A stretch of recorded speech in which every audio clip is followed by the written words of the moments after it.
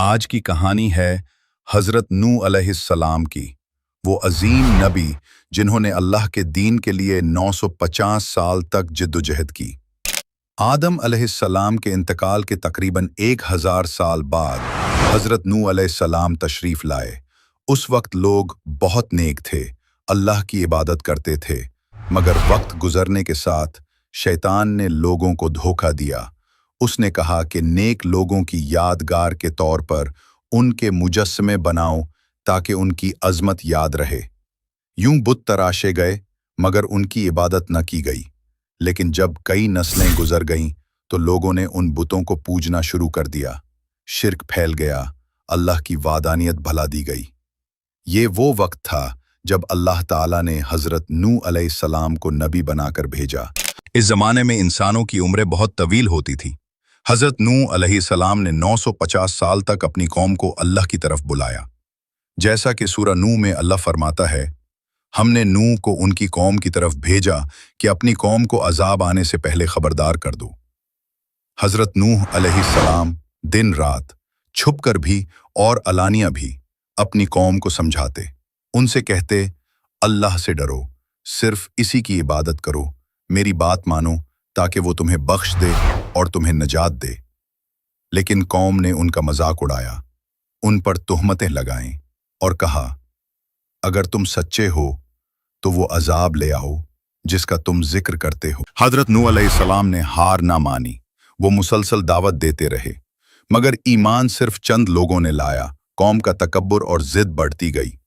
आखिरकार अल्लाह ताला ने नूह अलैहिस्सलाम से फरमाया, अब तुम्हारी कौम में से मजीद कोई ईमान नहीं लाएगा, उनके आमाल पर गम ना करो।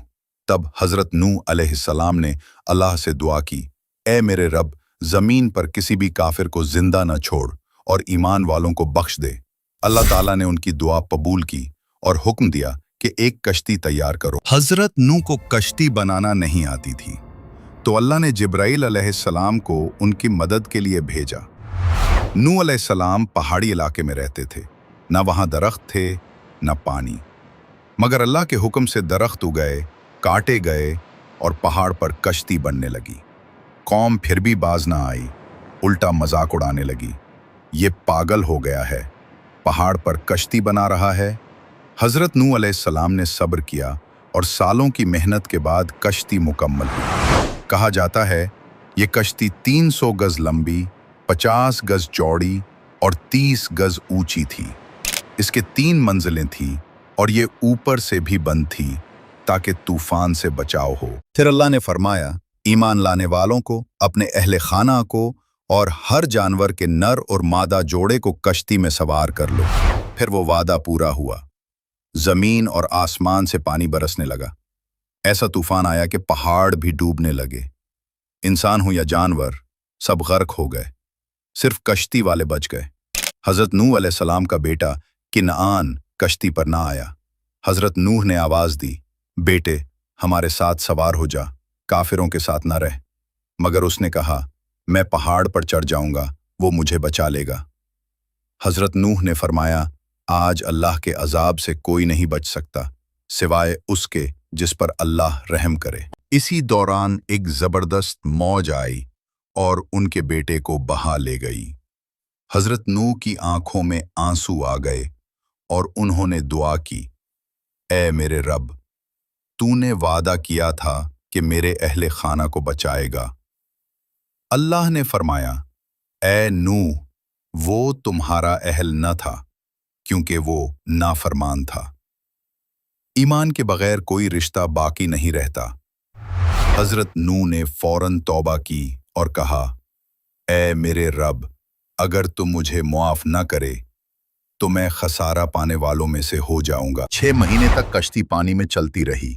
आखिरकार अल्लाह ने ज़मीन को हुक्म दिया, ए ज़मीन, अपना पानी निगल ले। पानी उतर गया और कश्ती जूदी पहाड़ पर ठहर गई। अल्लाह ने फरमाया, ए नूह, सलामती के साथ उतर जाओ, तुम पर और तुम्हारी नस्ल पर बरकत होगी। फिर ज़मीन पर सिर्फ नूह अलैहिस्सलाम और उनके साथी बाकी रह गए।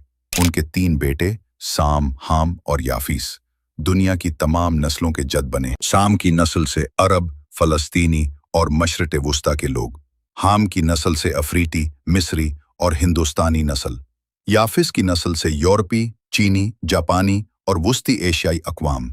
कनान जो ईमान न लाया उसकी नस्ल खत्म कर दी गई। कुरान में अल्लाह फरमाता है, और नूह ने हमें पुकारा तो हमने कैसी अच्छी तरह दुआ कबूल की।